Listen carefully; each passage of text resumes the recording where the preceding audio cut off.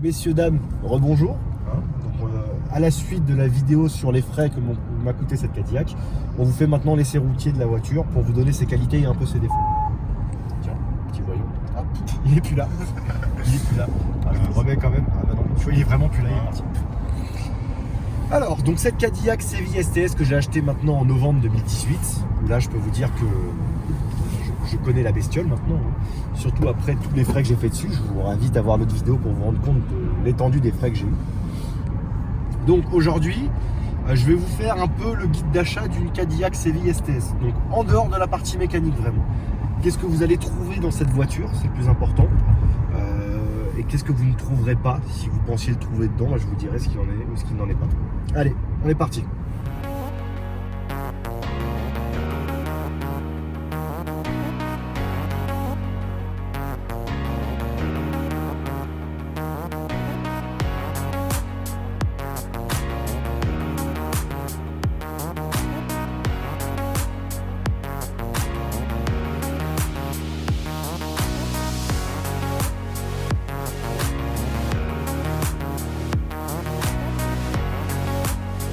Alors, acheter une Cadillac CVI STS aujourd'hui en France, comment ça se passe?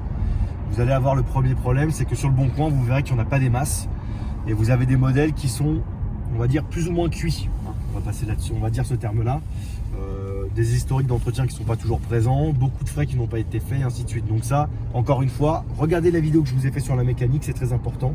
Surtout pour ces véhicules qui sont pour la plupart de 2000, 2001, 2002. Ils ont 20 ans. Hein. Donc tout ce qui est dans la voiture à 20 ans, il faut bien tenir compte parce que ça va finir par lâcher, c'est clair et net.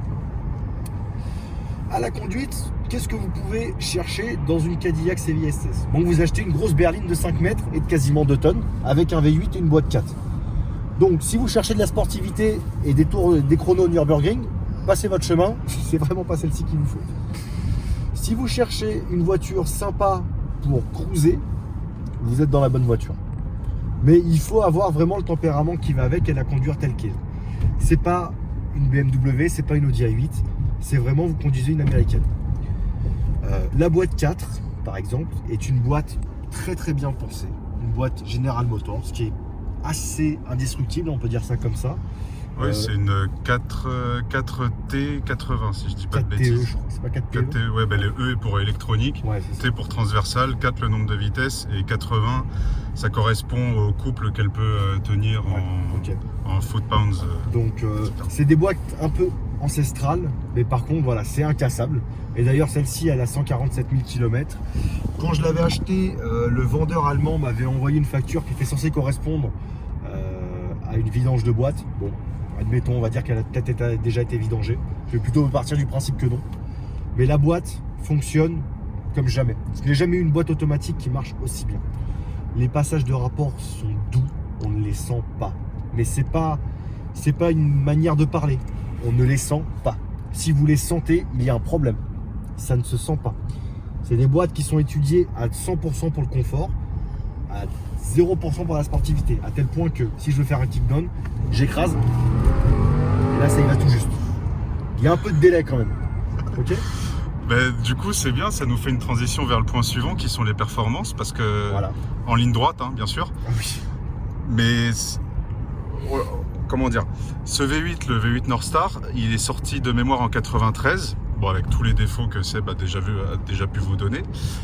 Et il avait été clairement pensé pour être le concurrent des berlines allemandes de l'époque. C'est-à-dire que là, on va pas trouver des tiges et des culbuteurs, on va pas trouver du 2 soupapes par cylindre, on va pas trouver des carbus, non, il n'y a rien de tout ça. C'est un V8 moderne, 4 soupapes par cylindre, avec les poussoirs hydrauliques, etc., avec tout le raffinement qu'on peut attendre d'un V8 tel que nous on le conçoit de ce côté-là de l'Atlantique, qui prend ses tours, qui va jusqu'à 6005, ouais. Mais qui reste coupleux. Et ça, c'est un détail qui a toute son importance, parce qu'entre le couple du V8 et le fait que la boîte, même si elle n'a que 4 rapports, elle est extrêmement bien gérée avec le convertisseur qui fait bien son boulot, c'est très réactif au final. Et c'est bien plus réactif, notamment, qu'une 740i E38, surtout dans sa première version en 4 litres avant la Steptronic, où pour le coup, C'était vraiment une horripilation à côté de ça.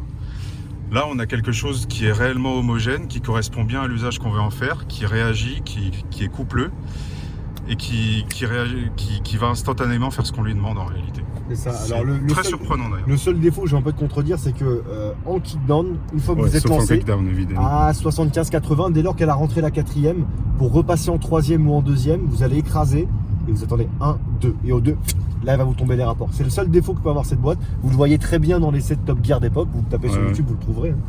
Le kickdown est un poids long. À côté de ça, par contre, en usage classique, quand vous suivez la circulation, vous n'essayez pas d'aller plus vite que tout le monde. Vous ne conduisez pas une BM, en gros, vous conduisez comme un être normal. C'est en ce sens-là que j'avais fait mes commentaires. C'est parfait. C'est comme le disait Vincent, c'est parfait. La boîte se marie très bien avec le moteur. Ça déborde de couple. Ça se fait pas entendre. En fait, le V8 devient bruyant une fois qu'on a passé les 4000 tours. Là, il prend une espèce une autre dimension, si vous voulez. C'est vraiment le son change d'un coup. Un peu comme chez Honda. Alors, c'est un parallèle qui est un peu bizarre. VTEC. Mais voilà, c'est là où j'en venais. Quand vous prenez une Honda qui accélère, quand le VTEC s'enclenche, vous l'entendez tout de suite. C'est d'un coup, ça change. Bon, la voiture se met d'un coup à accélérer chez une Honda. Mais c'est surtout que le bruit change d'un coup. Ça devient beaucoup plus présent et beaucoup plus rageur. Sur le Northstar, c'est un peu la même chose. Passer 4000, d'un coup, fait ah, mais c'est vrai que j'ai un V8 en fait. Et d'un coup, ça se met à gueuler. Ça prend ses tours et tout. C'est très sympathique. Et c'est très agréable à l'oreille. Sachant que en 4e vitesse, à 4000 tours de mémoire, on est à 240 ou 250. Ah oui, c'est fond de 3, on est à 200, 210. Ouais. Il passe la 4, mais la 4, en fait, le compteur tombe à 250. Mais en fait, on est à 4000, 4500 tours, je crois. Et en fait, on va jamais chercher la VMAX parce que la 4e est trop longue. Mais pareil, un autre avantage qu'on peut avoir par rapport à notamment une française, moi qui ai eu beaucoup de V6, notamment PSA, enfin j'en ai eu 2, 406 et 407 coupés, notamment en boîte 4. Là où chez PSA, c'est quelque chose qui me déplaît assez souvent, et même ce que j'avais montré sur la 3 litres 2, si vous vous rappelez de mon essai, c'est ces voitures qui à 130 sont à plus de 3000 tours, je ne comprends pas. Quand on a 6 vitesses, comment est-ce qu'on se débrouille pour avoir un véhicule qui mouline à 130 ? Là-dessus, avec ma boîte 4, je suis à 2300 tours, 2400 tours à 130. C'est le bon régime, ça consomme pas trop, et il y a assez de coupe pour repartir. C'est juste ce qu'il faut. D'ailleurs, en parlant de conso, toi, je sais pas ce que tu es en train de nous faire là. En parlant de conso, je peux faire une comparaison immédiate avec. Là, je suis en moyenne à 16,6 quand même depuis que je l'ai redémarré. Ouais, mais bon, sachant que j'ai une vitesse moyenne de 21 km/h. Voilà, 21 km/h, je sais pas si on a quelque chose. Vas-y, réessaye. 21 km/h,5. Donc, du bouchon parisien et de la banlieue, je tourne à 16 litres en sachant que dès que vous la stabilisez, sur national, vous allez tourner à 8 litres, à 70-80. Et sur autoroute, à 110-130, vous êtes, allez, j'arrondis à 10 litres. Parce qu'à 110, vous serez un peu en dessous. Et à 130, un tout petit peu au-dessus, entre 10 litres et 10 litres 5. C'est sensiblement identique à ma 740i, et pourtant la mienne est en boîte méca. C'est totalement pareil, la conso est la même. Alors on s'imagine une péniche américaine, etc. Si on achète une BM, une Mercedes, une Audi, des mêmes années avec un moteur équivalent, c'est pareil, mais vraiment. Et c'est ça qui est marrant, c'est que les Américains, quand ils parlent de ce moteur, quand on lit les essais des gens qui, comme nous, achètent ces voitures avec 100-150 000 km, ils disent l'un des gros points forts de ce Northstar, c'est son gas mileage, justement. C'est économique comme voiture là-bas. Ça nous fait sourire, mais c'est un V8 qui était relativement bien conçu, surtout que, encore une fois, il date des années 90 ce V8. Donc il faut quand même se le garder en tête. C'est que c'est pas un V8 récent comme on peut avoir aujourd'hui, c'est un comme vieux le V8. Cayenne GTS qui a juste. Le Cayenne GTS, le jour où il fera 10 litres à 130, c'est qu'il tourne sur 4 cylindres. Et je vois pas autre chose. Mais voilà pour la partie moteur boîte. Sur le confort, donc on en parlait tout à l'heure, vous avez des gros sièges. Vraiment, je suis jamais monté dans une voiture aussi confortable. Pourtant, nous deux, on a une Jaguar XJ12. J'ai la série 7. J'ai eu une C5 aussi, il paraît. On sait ce qu'est un truc confortable. On a une notion assez précise de ce que doit être une voiture confortable. Et celle-là, elle bat tous les records. En tout cas, à mon sens. Alors, moi, je vais apporter une petite nuance là-dessus. Le confort des sièges est parfait. À la conduite, c'est une conduite un peu à l'américaine. Donc, on a une direction qui est très assistée. Hop, vous voyez comme ça y va tout seul. On a une suspension qui va avec. La suspension magnétique était un peu plus ferme, mais pas beaucoup, ça restait quand même une Cadillac. Là, je suis en suspension à gaz. On a du roulis, c'est clair. C'est pas non plus une Cadillac des années 60, mais on a un peu de roulis, ce qui est logique. On a 2 tonnes à manœuvrer quand même, mine de rien. Mais les sièges, voilà, en termes de confort, c'est vraiment top. À la nuance pas qu'ils n'apportent aucun soutien, ça, il faut le savoir. Hein. C'est des sièges tout plats qui sont hyper rembourrés, donc pour le confort c'est top, mais si vous habitez dans une région, je veux dire, un peu montagneuse, vous allez souvent vous retrouver un peu balancé comme ça sur les sièges parce que forcément vous n'êtes pas maintenu. Mais c'était pas prévu pour ça non plus. Ouais, non, c'est prévu pour les highways américaines qui sont toutes droites. C'est un usage d'autoroute et de ville. Parce que même si en ville elle peut être un peu embêtante à garer parce qu'elle fait 5,06 m, bah avec la boîte auto en fait c'est un peu un régal de l'emmener en ville parce que bah on sent rien, ça s'emmène tout seul. C'est un vaisseau. Je sais même pas combien de kilomètres on aura fait aujourd'hui, on aura quand même un peu roulé, hein, mais je m'en rends pas compte. Là j'en ai fait 120. Je t'ai pas encore ramené à ton truc, donc tu vois. Mais ça passe tout seul. Alors ensuite sur le confort intérieur, donc les options, je vous en parlais tout à l'heure, tout fonctionne. Hein. Alors hormis sur ma voiture, il y a quelques trucs qui ne fonctionnent pas, notamment le dos ouvrant et les sièges chauffants à l'avant. Ouais. Mais bon, ça c'est des options de confort où c'est pareil, c'est pas propre à Cadillac si vous voulez. C'est dans toutes les voitures, les sièges chauffants, ça peut devenir une source de panne, pareil pour les dos ouvrants. Un défaut qu'on peut donner sur le confort intérieur de la voiture, ça va être l'insonorisation. Où là on sent que c'est vraiment une voiture américaine. C'est-à-dire que jusqu'à 110, il n'y a pas un bruit. Vous arrivez à 115, d'un coup on entend des bruits d'air. Ouais. Les gros rétroviseurs, machin et tout, c'est vraiment conçu pour se mettre sur l'interstate à 70 miles par heure à la limitation. Au-dessus, ça devient bruyant, c'est plus dessus qui est point. C'est un peu ça. C'est là où, par exemple, la série 7 de Vincent, une Audi A8 fera mieux. Ouais. Parce qu'elles ont plus été conçues comme des avaleuses d'autobahn, si vous voulez. Quand celle-ci, même si elle peut le faire, hein, quand je l'ai ramené d'Allemagne, même avec mes pneus pourris, je vais pas vous mentir, on était à 160, 180 tout le long, et ça passe tout seul. À l'exception de près qu'on a des bruits de roulement qui, je dirais, sont un peu indignes de la catégorie. Pour le coup, c'est des bruits d'air en plus. C'est des bruits d'air, c'est pas des bruits de roulement, ouais, c'est des bruits d'air. Mais bruits d'air. Il n'y a que dans les françaises que j'ai ressenti ça. J'ai jamais ressenti ça dans une allemande, ni même dans la Jaguar d'ailleurs, qui pourtant a quasiment 15 ans de plus. Ouais, c'est vrai d'ailleurs. Mais c'est le défaut, je dirais, c'est le défaut de cette voiture en termes de confort, c'est les bruits d'air passés 115 km/h. Bon, tu présentes ça comme un truc énorme, on ne devient pas sourd à 130. Hein. Non, mais on est d'accord. Mais ça reste léger, c'est juste un peu moins bien que dans une série 7. Mais moi, ça, voilà. c'est un truc c'est le genre de truc auquel je suis sensible. Moi, c'est tout bête, tu vois, regarde, je roule constamment le toit ouvrant fermé pour éliminer au maximum le bruit parce que ça nuit un peu à l'expérience, si vous voulez, je trouve. Mais bon, après, encore une fois, j'abuse là-dessus parce que quand je dis qu'il y a des voitures qui sont pas confortables, tout le monde me dit, mais si elles le sont, t'abuses. Mais moi, je suis très sensible à ces choses-là, c'est ce que j'attends d'une voiture. Je vous l'ai toujours dit, si moi je voulais une voiture sportive, un peu vive, un peu pas confortable, j'ai pas besoin d'une voiture, j'ai mes motos en fait. Donc quand je prends ma voiture, je veux être bien dedans, je veux que ce soit confortable et je veux me sentir un peu comme un prince quoi. Je veux profiter de ces voitures qui valaient 1 tonne quand elles sont sorties et voilà, vivre un peu cette expérience là. Donc pour le confort intérieur, on peut dire ça. La meilleure place, il faut le savoir, c'est pas devant, c'est à l'arrière parce que les banquettes généralement elles sont neuves, elles sont pas servies. Et alors là, on est royal. D'ailleurs, hein. Avec un petit défaut qu'on peut donner, c'est que pour une berline de 5,06 m, bizarrement, il n'y a pas beaucoup de place à l'arrière, au niveau des jambes. C'est-à-dire que moi et Vince, on est complètement reculés et puis on est un peu incliné parce qu'on n'est pas chat. Vous montez derrière, en fait, il n'y a plus beaucoup de place. Ce qui est assez marrant parce que, pareil, dans une A8 ou dans une série 7, on a quand même beaucoup plus de place à l'arrière. Mais dans cette voiture-là, bon, on manque un peu d'espace. On sent l'efficience à l'américaine. Ils n'ont pas encore compris le principe de gain de place. Mais parce qu'on a un gros coffre. Mais le coffre est énorme. Le coffre est énorme comparé par contre aux A8 et aux séries 7. Ouais. On a récupéré un coffre énorme, on peut vraiment charger beaucoup de choses. Ouais. Alors qu'au contraire, les Allemands ont dit on va privilégier l'espace intérieur au coffre, ce qui peut paraître aussi un peu logique. Mais voilà. Donc pour résumer, confort top, aussi bien moteur boîte, un moteur qui peut être rageur si on lui demande, qui est sinon très très souple, avec une boîte qui vous incite à rouler cool pour profiter du confort de l'auto. Des sièges qui sont top en termes de confort, une insonorisation qui peut être perfectible à haute vitesse, on va dire ça comme ça, et un léger manque d'espace à l'arrière. Voilà ce que je peux vous dire sur la voiture. Ouais. En termes de confort intérieur et sur le moteur. En termes de vieillissement, ça reste une voiture américaine qui avait pour credo pour se vendre à l'époque de se dire que vous prenez l'équivalent classe S, et ça vous coûtera 25 000 $ de moins. Donc forcément à l'intérieur, on va retrouver des éléments qui vont forcément moins bien vieillir que dans une Mercedes ou dans une BMW.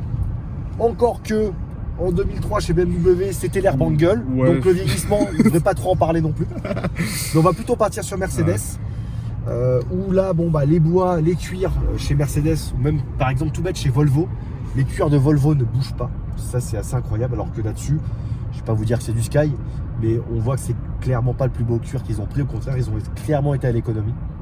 Et la mienne étant à peu près préservée, c'est-à-dire que j'ai quelques craquements à droite à gauche, mais il n'est pas fissuré, il n'est pas déchiré, comme on peut le voir sur de nombreuses sévilles qui ont passé les 180 000 km. On sent que l'ancien propriétaire l'a quand même un peu entretenu et a nourri les cuirs. Mais voilà, ça va être... Il y a ça, et puis il y a d'autres choses, c'est que sur pas mal de séries, de ce que j'ai cru voir, notamment ici, la console centrale est très abîmée. Ouais. Les inserts ici, souvent, sont très abîmés, que ce soit sur les portières, sur le tableau de bord, ici, au niveau de la console centrale. Même les plastiques ici peuvent avoir été ternis par le temps. La boîte à gants, souvent, elle est cassée. Les aérateurs, ils peuvent... voilà, il y a des petits trucs ici qui peuvent se détacher. Ici, il n'y a rien de tout ça. Tout a été quand même très très bien préservé. Il n'y a pas de tableau de bord ondulé ou je ne sais quoi. Tout l'éclairage est là. Tout le rétroéclairage est ici. Alors c'est pareil, ça a bien vieilli. J'ai des petites diodes sur le volant qui ne fonctionnent pas. Ouais, il n'y a que ça. Mais bon, c'est pareil. Encore une fois, la voiture est de 2003. Il y a un moment où on ne peut pas imputer à Cadillac l'absence de diodes qui fonctionnent parce que ça a 17 ans. Non, mais même sur cet exemplaire, en tout cas, on voit que par exemple les contreportes qui sont souvent problématiques sur les voitures avec des équipements, là non, il n'y a aucun souci. Non, mais même ça, tu vois, l'électrochrome fonctionne parfaitement, il n'est même pas terni ni quoi, la boussole fonctionne. Ouais. Voilà. La voiture a été bien entretenue, mais voilà. Si vous comparez, il faut être honnête, si on compare avec une série 7, encore non, je me trompe, avec une Mercedes, si on compare avec une Mercedes classe S de l'époque, à ISO année, ISO kilométrage, la classe S présentera bien mieux. Mais ça, bon, en même temps, c'est pas le même prix non plus. Voilà. Il faut être capable de se le dire. Mais la classe S n'aura pas l'exotisme que va vous proposer cette voiture. On a quand même, je dirais, une expérience de conduite et une expérience ou des interactions avec les gens qui sont différentes. Ouais. Quand on n'est pas du tout le connard qui sort de son building ou je ne sais quoi. Non, et quand vous parlez même, c'est tout bête, mais j'ai eu beaucoup d'acheteurs fantômes sur cette voiture. C'est la première fois que j'ai des expériences comme ça où j'ai autant de gens qui étaient prêts à venir me chercher la voiture le lendemain et qui en fait ne viennent jamais. Parce qu'il y a beaucoup de rêveurs, mais à côté de ça, on attire que de la sympathie. Les gens, quand ils viennent vous parler, que ce soit à des meetings de passionnés, à la pompe des fois, sur une aire d'autoroute, peu importe en fait. Dès qu'on vient vous parler de la voiture, les gens vous regardent avec un petit air amusé et surtout en disant « Ah mais je connais pas, qu'est-ce que c'est? Vous pouvez m'ouvrir le capot? Ah il est beau le moteur et tout. » Ça vous l'aurez pas avec une classe S. Ouais, non. Vous ferez pas tourner les têtes. Alors je vais pas vous dire que c'est une Ferrari non plus, mais pour une personne qui s'y connaît, regarde la voiture en se disant « Tiens, on n'en voit pas beaucoup des comme ça. » Et même, vous voyez, quand on regarde les vues de ma première vidéo sur cette voiture sur YouTube, pour les youtubeurs pétés que nous sommes, faut pas se mentir, j'ai quasiment 7000 vues. Ouais. Et c'est vous dire que voilà, pour une voiture où les ventes ont été confidentielles en France, mine de rien, c'est notre deuxième vidéo la plus vue, derrière l'Audi A3. Quoi. Ouais, c'est vrai. Donc, voilà. Alors que pourtant, on avait donné quand même beaucoup plus d'énergie et de volonté dans la vidéo avec les deux 525i E34. C'est ça. Mais celle-là, avec la Cadillac, c'est particulier. C'est une expérience c'est une expérience, voilà. C'est réellement une expérience. C'est pas juste, je prends ma grosse voiture pour aller rouler. Non, je prends ma Cadillac pour aller profiter d'un confort de conduite, et même en tant que passager, enfin surtout en tant que passager d'ailleurs, qui est réellement au-dessus du niveau. Et quelque chose qu'on ne peut pas réellement apprécier si souvent que ça, quoi. Les points à regarder donc si jamais vous souhaitez acheter une Cadillac Séville STS. Donc comme je vous disais, mi-2002 ou après bien évidemment, ça c'est... Si vous pouvez le faire, faites-le, c'est vraiment important parce que ça va vous coûter une blinde. Les petites faiblesses qui peuvent être connues sur la voiture, les capteurs PMH, ça c'est connu sur ces modèles-là. C'est pas cher en soi mais c'est difficile d'accès, comme on vous l'expliquait avec Vince. Regardez bien aussi l'état de la sono parce que y a beaucoup de choses qui sont propres à Bose. Et notamment les amplificateurs sont connus pour avoir des petits soucis. Pareil, si vous partez sur un modèle avant 2002, vérifiez bien tout ce qui est joint, notamment joint de coffre, joint de porte, car il y a eu pareil des modifications qui ont été faites sur ces pièces-là, pareil en 2002, parce que les coffres étaient connus pour avoir des infiltrations notamment, donc ça prenait la flotte et ça rouillait parce que c'est une américaine et une américaine ça rouille, voilà. Faites bien gaffe, comme n'importe quelle voiture, à l'entretien qui a été fait sur la voiture et les choses qui pourraient tomber en panne, parce que beaucoup de choses sont très peu accessibles sur ce moteur. Ils peuvent être assez embêtants. Voilà, après sans ça, c'est pas un moteur qui a énormément de soucis. vous pourrez être plus embêté par l'électronique et tout ce qu'il y a autour.